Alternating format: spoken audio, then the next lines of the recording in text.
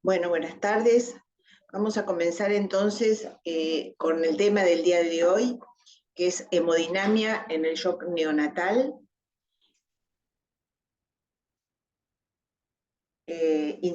Intentaremos encontrar más o menos alguna respuesta a lo que es el manejo hemodinámico en el estado de shock en el recién nacido, para lo cual pasaremos primero por lo que es definición, los diferentes tipos de shock, las fases del shock, la vigilancia clínica, el diagnóstico con el ultrasonido en la cabecera del paciente, la utilidad de la espectrofotometría. Vamos a hacer un bosquejo de tratamientos para concluir. Por definición, se dice que el shock neonatal es un síndrome clínico complejo con severo desbalance entre lo que es la entrega y la demanda de oxígeno e inadecuada perfusión tisular. Secundariamente a esta situación, los tejidos se ven privados de oxígeno y de nutrientes y los detritus no son eliminados. Esto lleva a una disfunción celular y finalmente a la muerte celular. Hay diferentes tipos de shock. El shock hipovolémico es el que se asocia a una baja precarga. El shock distributivo, que es el que vemos en la sepsis, en la vasoplejía, en la lesión endotelial. El shock obstructivo, que es el que vemos en neumotórax, taponamientos cardíacos. El shock cardiogénico, frecuente en asfixia, en ductus arterioso permeable, en fallo de bomba, en cardiopatía congénita asociado a ductus dependiente. El shock disociativo es aquel que se observa en la anemia y en la metahemoglobinemia. Cuando hablamos entonces de shock hipovolémico, o sea, baja precarga, podemos encontrarlo en situaciones de hemorragia masiva, de una emergencia quirúrgica, de una hemorragia intracraneana importante, en un síndrome de coagulación intravascular diseminada, deshidratación, tercer espacio, alteración de retorno venoso.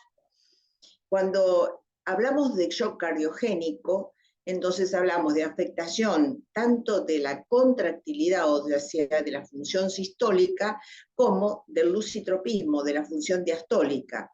Entonces esto lo vemos en asfixia, en cardiopatías congénitas, ductus dependiente, en postquirúrgicos de cirugía cardiovascular, en cardiomiopatías, arritmias, en el shock séptico, aunque en el shock séptico se entremezclan distintos tipos de shock, en situaciones endocrinológicas como la hiperplasia adrenal, hemorragia adrenal, drogas que utilizamos en la unidad de cuidados intensivos que obviamente no ayudan y pueden llevar al shock cardiogénico. Y en cuanto a situaciones de poscarga, bueno, ahí nos encontramos, por ejemplo, trombosis, lesiones asociadas a drogas, vasoplejía, que van a modificar de alguna manera el tono vascular y generar sobrecarga o no, disfuncionando, ¿no es cierto?, la perfusión tisular y la llegada y entrega de sangre y de oxígeno a los tejidos. Sabemos de todas maneras que, bueno, existen otros tipos de shock que dependen básicamente del distributivo, por ejemplo, que depende básicamente de la integridad tisular, del tono vascular, de la autorregulación de cada tejido. En la sepsis, por ejemplo, esto se encuentra presente, en el dolor hay un shock distributivo. El disociativo es el que está asociado a la saturación de oxígeno de la hemoglobina, a los niveles de hemoglobina, a la hemoglobina fetal, hipotermia, hipocarbia, anemia. Esto hablamos de un shock disociativo. Y shock obstructivo es el que vemos, por ejemplo, en la asociado al neumotórax, ataponamiento cardíaco, hipertensión pulmonar, displasia broncopulmonar, una entidad a la cual nos vemos frecuentemente, la tenemos presente dentro de la unidad de cuidados intensivos, donde obviamente se compromete la vía respiratoria y secundariamente se producen alteraciones en la entrega de oxígeno y en lo que es la mecánica respiratoria. Así que entonces, cuando hablamos de precarga, hablamos de shock hipovolémico, hablamos de poscarga, hablamos de vasoconstricción, vasodilatación. En el shock cardiogénico hablamos de contractilidad, función sistólica o función diastólica. En el shock distributivo, integridad fundamentalmente de los tejidos. Shock disociativo, situación asociada a hemoglobina. Y shock obstructivo, a situación asociada frecuentemente al pulmón o a algo extracardíaco. Muy bien. Las fases del shock. Cuando nos encontramos ante el comienzo de un shock, o sea, estamos ante una situación de compensación, la perfusión se encuentra preservada porque existe un reflejo simpático que hace a que aumente la resistencia vascular sistémica y de esta manera se mantiene la perfusión tisular. Puede haber variaciones de la frecuencia cardíaca, de la presión arterial, de la temperatura, aunque a veces estas son mínimas o ausentes. Hay incremento de la angiotensina y la vasopresina generando alteraciones en el filtrado renal. Liberación de catecolaminas que puede llevar al aumento de la fracción de acortamiento, o sea, hiperactividad contráctil, o puede haber una actividad disminuida en cuanto al comportamiento del bebé, intentando disminuir el consumo de oxígeno. En general se acompaña de palidez, taquicardia, temperatura distal baja y un relleno capilar prolongado. Cuando pasamos a la fase de descompensación, acá se produce ya caída de la perfusión tisular, entonces comenzará a aparecer el metabolismo anaeróbico, el ácido láctico aumentará, acidosis metabólica, la contractilidad cardíaca se puede ver afectada, la respuesta a catecolaminas hace a una hiperreactividad cardíaca, liberación de mediadores enzimáticos de inflamación, fallo en la bomba de sodio-potasio, disrupción de endotelios, actividad o activación de la cascada de coagulación y marcados signos clínicos.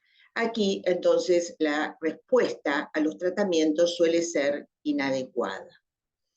En general es irreversible, el diagnóstico es retrospectivo, los órganos vitales se encuentran severamente dañados, se produce la muerte aún restaurada la circulación y el tratamiento adecuado y temprano pudo haberlo evitado. O sea, la detección precoz de una situación o la presunción del shock y el tratamiento oportuno puede evitar que éste llegue a la fase de descompensación y se torne irreversible. Cuando analizamos distintos componentes que se anticipan, como es la frecuencia cardíaca en el shock, sabemos que la frecuencia cardíaca es uno de los componentes importantes del gasto cardíaco. Entonces, cuando analizamos la fórmula del gasto cardíaco, encontramos que la frecuencia cardíaca junto con el volumen sistólico se relacionan directamente con el gasto cardíaco e inversamente con el peso del bebé.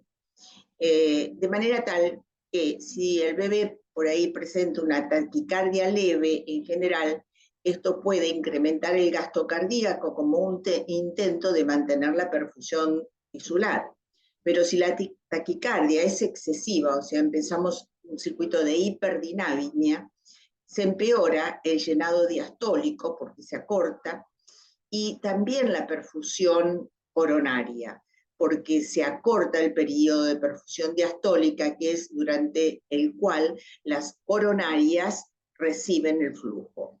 Esto empeora la función cardíaca y de esta manera se compromete aún más el gasto, tanto si se empeora el llenado diastólico como si se empeora la función por compromiso de la perfusión coronaria.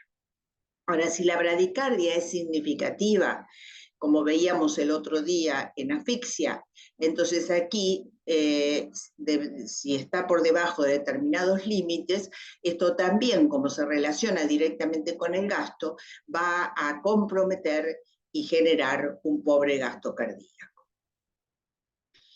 En general, la vigilancia clínica se anticipa y nos permite, de alguna manera, identificar situaciones de riesgo de shock. Va a través de la presión arterial, de la frecuencia cardíaca, del flujo urinario. Este es un buen marcador de perfusión tisular. Cuando se compromete el flujo urinario, claramente el riñón no está recibiendo una adecuada flujo sanguíneo y por lo tanto no está llegando la sangre ni el oxígeno adecuado para perfundirlo y filtrar. El relleno capilar puede ser un marcador, aunque a veces muy sutil, el lactato, la temperatura diferencial, el equilibrio ácido-base, la saturación venosa de oxígeno, el color, o sea, y la combinación de estas diferentes variables pueden condicionar y anticipar la presencia o el comienzo de un shock. Pero siempre recordemos que cuando analizamos la presión arterial, que más de una vez buscamos ¿no es cierto?, como un marcador de compromiso en cuanto a la perfusión tisular, este se compone de dos elementos, del flujo y de la resistencia. Es muy importante detectar cuál de los dos se encuentra comprometidos a la hora de una alteración en la presión arterial.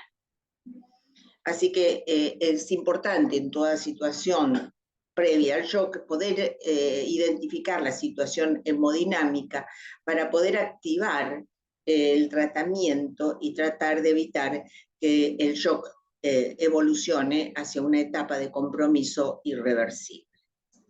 Entonces, uno de los elementos que podríamos identificar es a través del volumen, o sea, ecográficamente podemos ver con un simple 4 cámaras qué volumen se encuentra circulante o cómo están las cavidades cardíacas.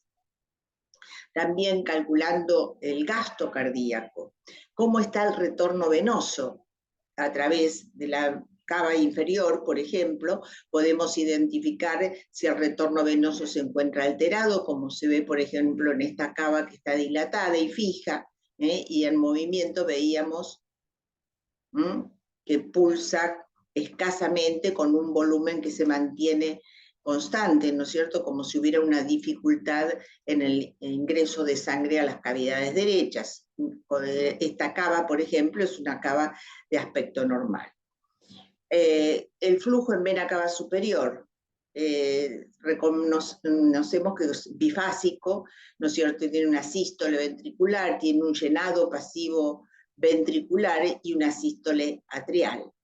Y a nivel de las venas pulmonares podemos evaluar cómo retorna también la sangre a las cavidades izquierdas y de esta manera podemos evaluar a través del flujo bifásico de las venas pulmonares cuál es el volumen de sangre que está llegando a las cavidades izquierdas. De esta manera, entonces, tenemos el modo de poder controlar ecográficamente retorno venoso o precarga del ventrículo derecho y precarga del ventrículo izquierdo.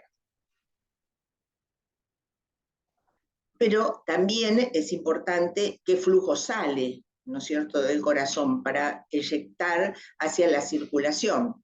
Entonces podemos identificar a través de la ecocardiografía, cómo eyecta la sangre a través de la aorta y a través del Doppler pulsado y la medición de las variables del gasto, poder hacer un cálculo exacto de cuánto es el gasto del ventrículo izquierdo, por ejemplo. Ante una situación de hipertensión pulmonar, podemos identificarlo también el gasto del ventrículo derecho. Shock cardiogénico, la función diastólica que le hemos visto ya en otras oportunidades, el tamaño de la aurícula izquierda es un gran marcador, está indicando, si en ausencia de ductus, que hay una dificultad en el ingreso de sangre desde la aurícula izquierda al ventrículo izquierdo, y por lo tanto esta puede deberse o bien a que haya una poscarga elevada o a una disfunción ventricular izquierda. Los otros marcadores es la relación EA de la válvula mitral como componentes de flujo, o las relaciones y las combinaciones entre EA más TDI, que es E' menor de 2.7, o la relación de flujo con pared, que es lo que mide el Doppler tisular, que esté indicando una relación mayor de 18. Esto hablaría de una disfunción diastólica. La regurgitación tricuspidia, que es un elemento que se presenta en hipertensión pulmonar, cuando esta está ausente, también puede estar indicando un shock cardiogénico. O sea, al estar disfuncionante las cavidades izquierdas, el ingreso de sangre a través de las venas pulmonares se ve comprometido, y toda la circulación pulmonar se encuentra pletórica, de manera tal que la arteria pulmonar va a tener dificultades en eyectar la sangre hacia el pulmón, y por lo tanto puede observarse un ventrículo derecho agrandado con regurgitación tricuspidia, la cual, si es mayor de 3.2 metros por segundo, está hablando de que hay un shock cardiogénico. Es otro de los elementos a considerar. El otro factor es cuando la contractilidad se encuentra comprometida, o sea, nos encontramos ante un compromiso de la función sistólica.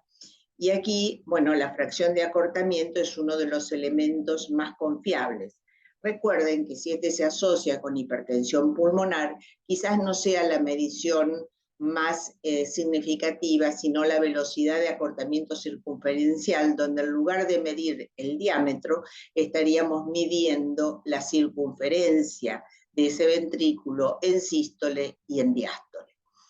Cualquiera de ambas mediciones, dependiendo de la situación asociada, nos va a orientar hacia la función sistólica del ventrículo izquierdo. Cuando nos encontramos ante una hipertensión pulmonar, como les comentaba hace un rato, podemos encontrarnos con esta situación, o sea, un ventrículo derecho que se encuentra hipertrófico porque está luchando contra una poscarga muy elevada, con una regurgitación tricuspidia marcada, como se ve acá, con este flujo que es color azul, que retorna del ventrículo derecho hacia la aurícula derecha y que es en el Doppler pulsado, puede cuantificar el nivel de resistencia vascular pulmonar. También el otro factor y elemento evidente es el flujo a través del foramen oval. Si tengo aumentadas las presiones en las cavidades derechas, en la aurícula derecha, que es la anterior, el flujo a través del foramen oval ya no va a ser de izquierda a derecha, sino de derecha a izquierda. Por lo tanto, lo voy a ver de color azul, y si pongo el Doppler pulsado, voy a tener un flujo anormal de las características que estoy observando acá, donde el componente negativo supera al componente positivo. Esto significa de que este shunt a través del foramen oval es el de una hipertensión pulmonar. El shock cardiogénico asociado a un ductus arterioso permeable, que lleva un flujo importante de sangre desde la circulación sistémica a la pulmonar, Recuerden que en el ecodoppler estoy delante de los vasos, estoy paraesternal alto, es el sitio de medición y de visualización del ductus. Por lo tanto, lo que estoy viendo es la sangre cuando hay hipertensión que se aleja, ¿no es cierto? O cuando no la hay y hay un ductus significativo, el flujo sanguíneo viene de la aorta descendente hacia la pulmonar, o sea que se acerca. Al acercarse, no solamente es rojo, sino que también es positivo. Es rojo, como lo estamos viendo aquí en esta filmación, es un flujo claramente evidente, rojo, que conecta el tronco de la pulmonar con la aorta descendente. Se acerca al transductor y por lo tanto es rojo y es positivo. Los otros elementos que pueden llevar a un shock cardiogénico es la miocardiopatía. Por ejemplo, este es un ejemplo clínico en el cual identificamos un paciente con una miocardiopatía isquémica con elevación de las enzimas cardíacas y donde se visualiza el endocardio muy refringente con engrosamiento del miocardio por edema, y esto ha hecho una movilización enzimática muy significativa. Fíjense en esta imagen cuán significativo es este puntillado que está indicando un compromiso isquémico marcado. El resto vemos edema en las paredes del ventrículo y en el septum. En algunos cortes más evidente que en otros. Pero claramente este bebé fue una miocardiopatía isquémica y edematosa. Y cuando hablamos de shock obstructivo, entonces nos encontramos, por ejemplo, situaciones como esta, que esta es la de un neumopericardio, o sea, está el corazón rodeado por un escape de aire que hace de que comprima las paredes cardíacas y la eyección no sea la adecuada y por lo tanto se comprometa la perfusión tisular y la oxigenación tisular. Por ejemplo, este pacientito es un paciente en el cual no tenía una adecuada ventana, porque sabemos que el contraste que ofrece el aire al eco es realmente una dificultad en el examen cardiovascular. Entonces, al ver que no tenía buena ventana, se le hizo una placa y se encontró con esta imagen de neumopericardio. Y esto genera un shock obstructivo.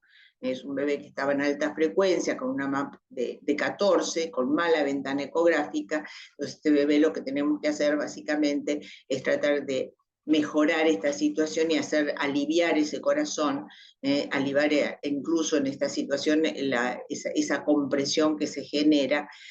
Podemos aumentarle el volumen cardíaco a través de la administración de líquidos, y eventualmente si la situación es extremadamente marcada, a veces es necesario efectuar punciones.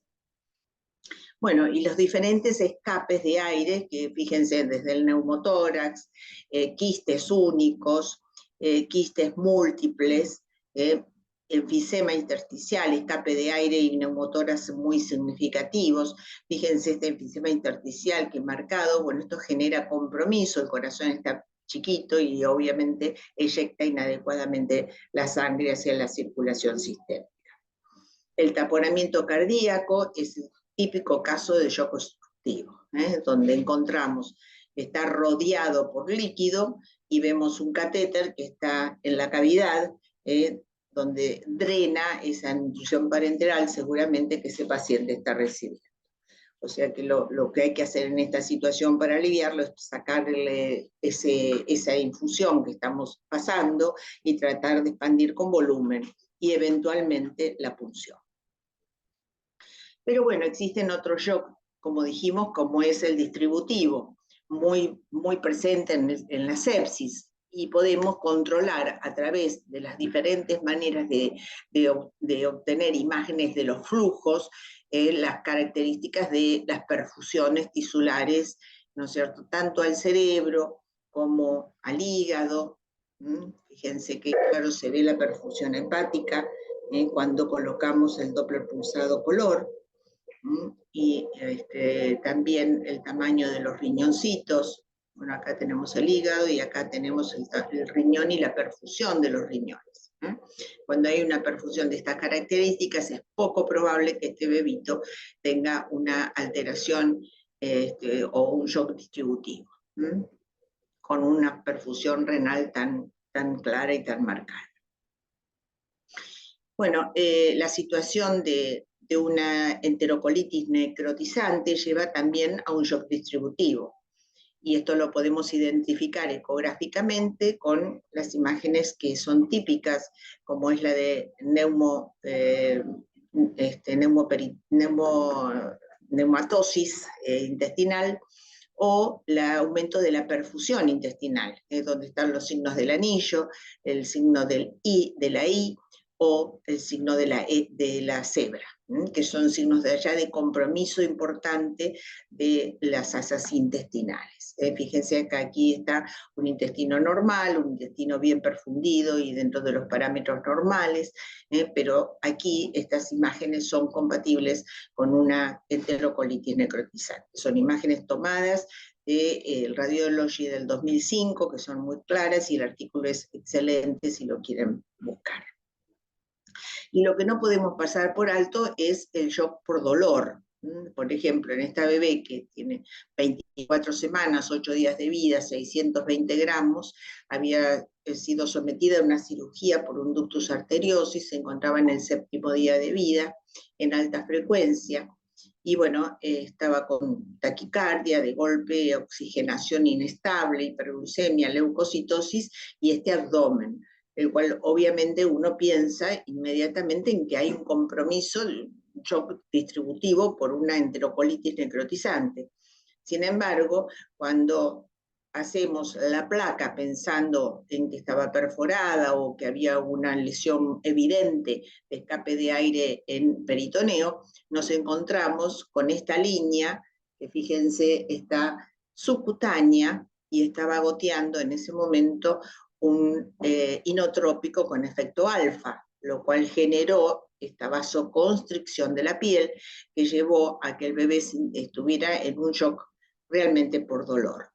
En el frente no se ve esta imagen, no se ve dónde está ubicado el catéter, es muy difícil verlo. O sea que una vez que se sacó el catéter y se sacó la droga que estaba provocando este efecto en el subcutáneo, bueno, obviamente el bebé se perfundió normalmente. Y se calmó la clínica y el síndrome de shock. Bueno, el otro elemento importante en cuanto a la entrega de oxígeno es la utilización del NIRS, que mide flujo regional a los órganos en tiempo real. Mide perfusión y metabolismo no invasivo, es un equipo que es portátil, no invasivo, que se puede utilizar en la cabecera del paciente, tiene electrodos neonatales, de manera tal que es muy atractivo dado la vulnerabilidad que tienen nuestros neonatos, particularmente los cerebros inmaduros, y hoy en día muy recomendable el uso, si bien no hay evidencia suficiente, pero nadie deja de colocar un espectrofotómetro en el cerebro para ver cuál es la oxigenación cerebral y si es posible mesentérica y renal. Así que bueno, son elementos que contribuyen de alguna manera y el cálculo de la extracción de oxígeno por parte de los tejidos nos ayudan a identificar situaciones de shock distributivo en el cual bueno, los órganos se encuentren afectados. Bueno, así que básicamente vamos a hacer una pequeña recordatorio de medicaciones que utilizaríamos si uno está buscando un aumento del gasto cardíaco, o sea, está buscando inotropismo, cronotropismo, utilizará la dobutamina. El levosimendan es una droga que promete mucho, pero que no hay demasiada experiencia en neonatología. Es un inodilatador que no aumenta el consumo de oxígeno y por eso es tan atractivo, pero bueno, necesitamos más evidencia para su utilización. Si estamos, en cambio, necesitando aumentar las resistencias vasculares sistémicas, voy a utilizar un vasopresor. para lo cual lo ideal sería dopamina, noradrenalina, hidrocortisona. El punto es cuando ambas situaciones las necesito aumentar la resistencia vascular y pulmonares, pero manteniendo un inotropismo adecuado.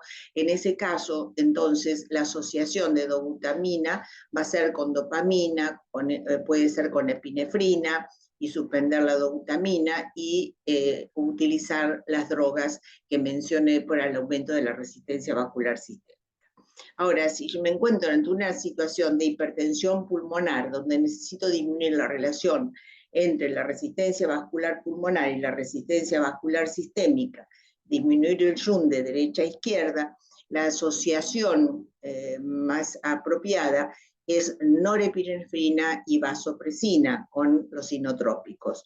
La milrinona se utilizaría en casos en que necesitamos un efecto lucitrópico o como potenciador cuando nos encontramos en una situación en que el óxido nítrico ha entrado en meseta, ¿no es cierto? No podemos bajarlo, entonces la milrinona tiene un doble efecto, no solo de relajación, o sea, efecto lucitrópico, sino actúa en el pulmón reponiendo ATP y mejorando aumentando el óxido nítrico endógeno. De esta manera, bueno, lo que uno buscaría es tratar de lograr un efecto a nivel de la perfusión regional, cerebral, renal, esplácnico, para mejorar o sacar al paciente de la situación o el riesgo de shock. Brevemente, recordar las drogas que más utilizamos y los efectos secundarios que suelen tener. Recordar que la dopamina es el 50% del efecto inotrópico, es por estimulación de receptores que liberan noradrenalina, que puede de alguna manera provocar una vasoconstricción y dependencia, de manera tal que uno coloca la dopamina y la deja, bueno, hay como un acostumbramiento en el cual debemos estar atentos, ¿no?, para suspenderla oportunamente, cuando ya el bebé no la necesita. Aumenta las resistencias vasculares sistémicas y compromete el gasto, pero también aumenta la resistencia vascular pulmonar, así que eso hay que tenerlo en cuenta en situación de hipertensión pulmonar. La dobutamina es de elección en la disfunción miocárdica.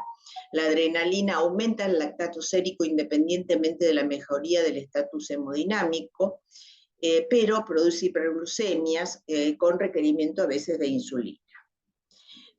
La milrinona, recordemos que tiene efectos sobre el miocardio, no se presenta inmediatamente al nacimiento, o sea que no es la droga de elección en el primer día de vida, y el efecto secundario que tiene es el que comenté, que los bebés que ya no son respondedores al óxido nítrico, al restaurar el AMP cíclico, aumenta el contenido de óxido nítrico endógeno.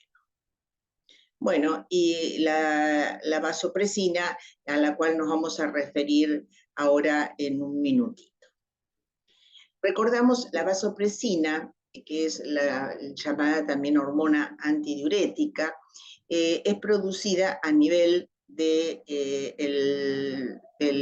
nervio, del núcleo supraóptico y periventricular, en el hipotálamo. Y esto es excretado a través de la hipófisis posterior. El mecanismo de acción es a través de sus receptores, de los cuales son diferentes. Hay receptores B1, B2 y B3. El receptor B1 es dependiente, actúa a través de la inositol fosfato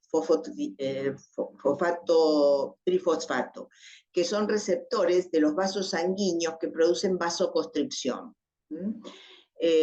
La B2 produce vasodilatación en los receptores renales y actúa en la reabsorción del agua a través de la AMP cíclico, de la vía del AMP cíclico. Y el B3 produce liberación de hormona adrenocorticotrófica. O sea, en general se utiliza a bajas dosis, produce vasodilatación en el terreno coronario, cerebral y pulmonar. ¿Qué son bajas dosis? Entre 0,3 y 0,65 miliunidades por kilo y por minuto. La dosis máxima publicada es de 1 a 2 miliunidades por kilo y por minuto. ¿Qué otros efectos tienen? Bueno, tiene un efecto cronotópico mínimo, lo cual lo hace todavía más tentador. No afecta el inotropismo, lo cual también es beneficioso en situación de shock. Actúa mejor en acidosis e hipoxemia, de manera tal que cuando nos encontramos con pH que están muy en el límite y necesitamos un efecto vasopresor y aumentar la presión arterial, es mejor, se obtiene mejor respuesta con esta medicación que con otros de efecto alfa. Está especialmente indicado en el shock séptico resistente a las catecolaminas debido a la pérdida de la regulación de los receptores. El efecto vasodilatador pulmonar es por estimulación del óxido nítrico sintetasa endotelial. Y bueno, recordar que a veces puede provocar hiponatremia por este efecto que tiene sobre los receptores renales en la reabsorción de agua.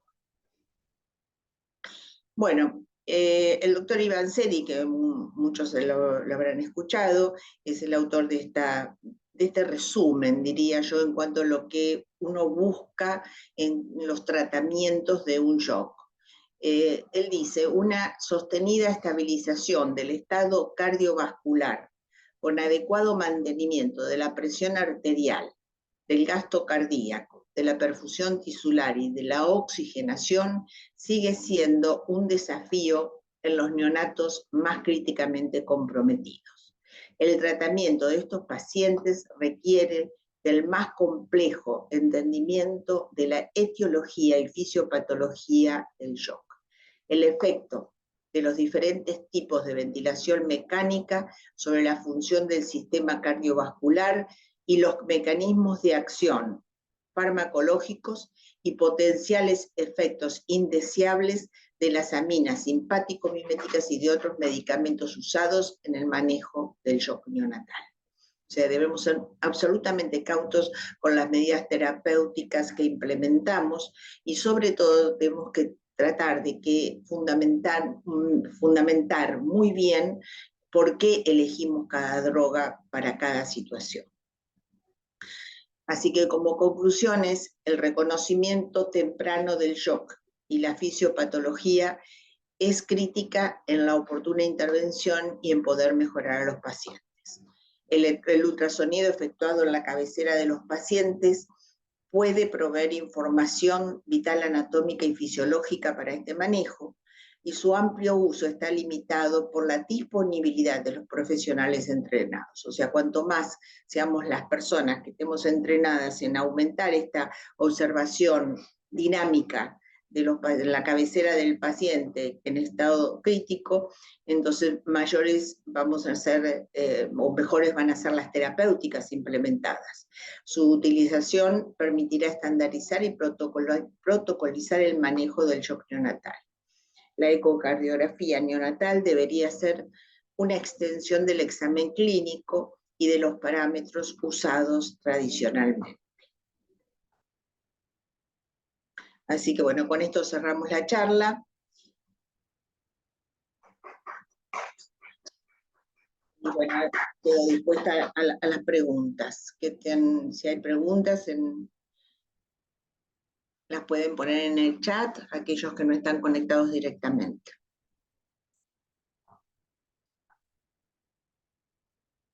Yo creo, mientras tanto, que es realmente el desafío de poder identificar el shock en etapas tempranas es lo que nos permite, de alguna manera, poder actuar oportunamente. Pero, a ver, aquí hay una pregunta.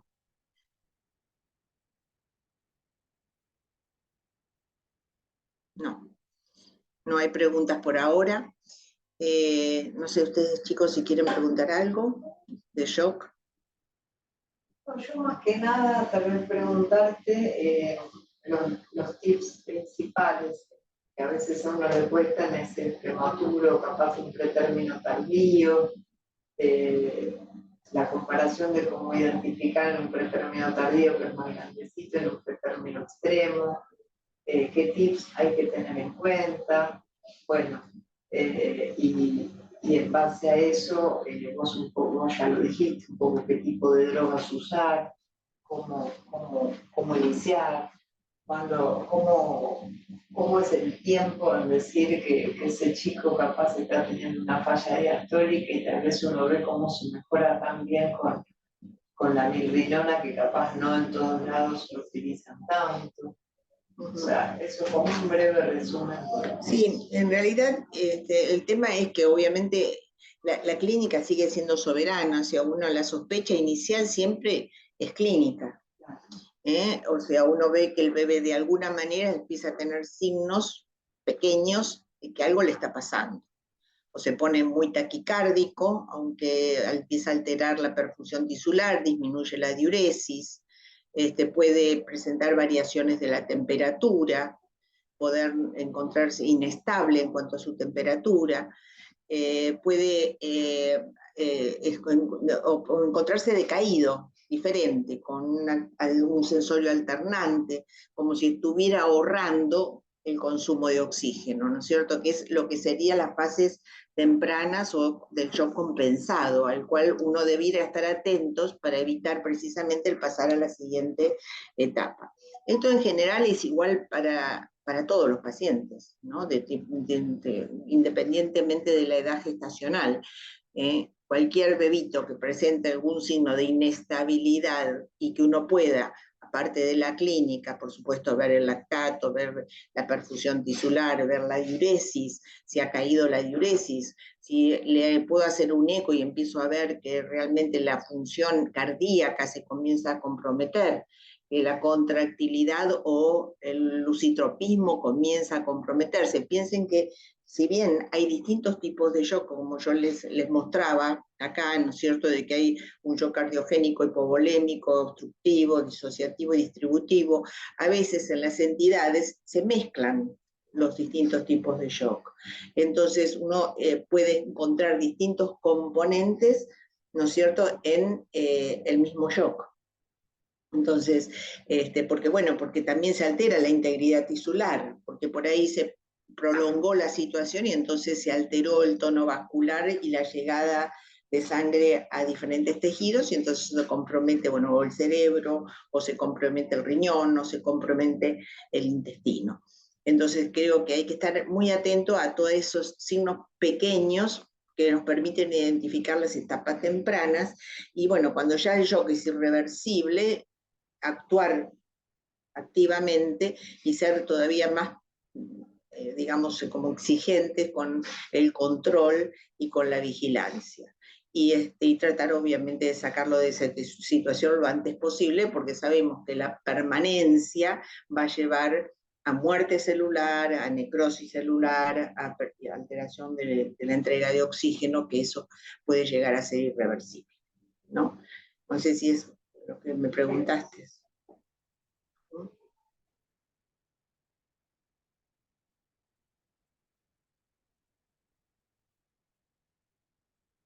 Yo creo que la vasopresina, por ejemplo, es una medicación que uno no la utiliza todo lo frecuentemente que por ahí debiera, porque es muy noble en cuanto a sus características. Piensen que no tiene, actúa en acidosis, dato importante. Es común que los pacientes estén acidóticos. Bajas dosis generan buena respuesta y actúan sobre la vasculatura pulmonar. Aparte, no tiene alteración en el inotropismo, que también lo necesitamos en situación de shock, que se mantenga íntegro, ¿no? O sea, creo que eso es una droga que debiéramos tomar un poquito más de cuidado cuando identificamos que lo que necesitamos es aumentar la resistencia vascular sistémica porque tenemos un adecuado flujo. O sea, uno identifica primero el flujo está correcto en una hipotensión, entonces, bueno, aumentemos la resistencia porque no hay perfusión adecuada, entonces esa droga por ahí sea de elección. El otro tema es siempre estar muy atento a la frecuencia cardíaca. Uno por ahí está acostumbrado a la inmadurez de los chiquititos que con frecuencia tienen cierta inestabilidad en la frecuencia cardíaca, son muy sensibles a las drogas.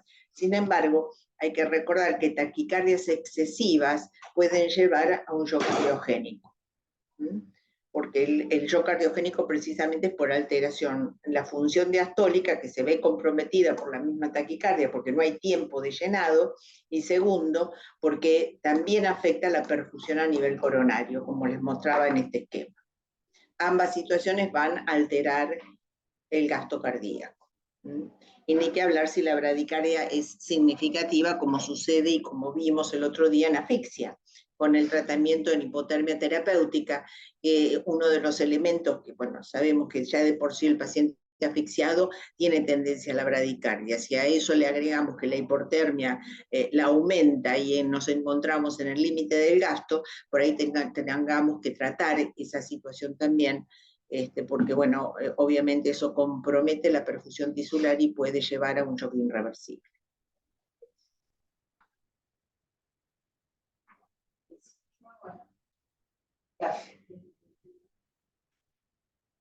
Bueno, a veces vienen preguntas demoradas, así que estamos dispuestos. Ya saben perfectamente que la vía es que las coloquen en las redes y después las vamos contestando en la medida que me lleguen. Así que, bueno, muchas gracias a los que están presentes y bueno, si no, va a quedar colgada en las redes, en YouTube, durante un tiempo para que la puedan volver a escuchar. Bueno, muchas gracias y hasta la próxima.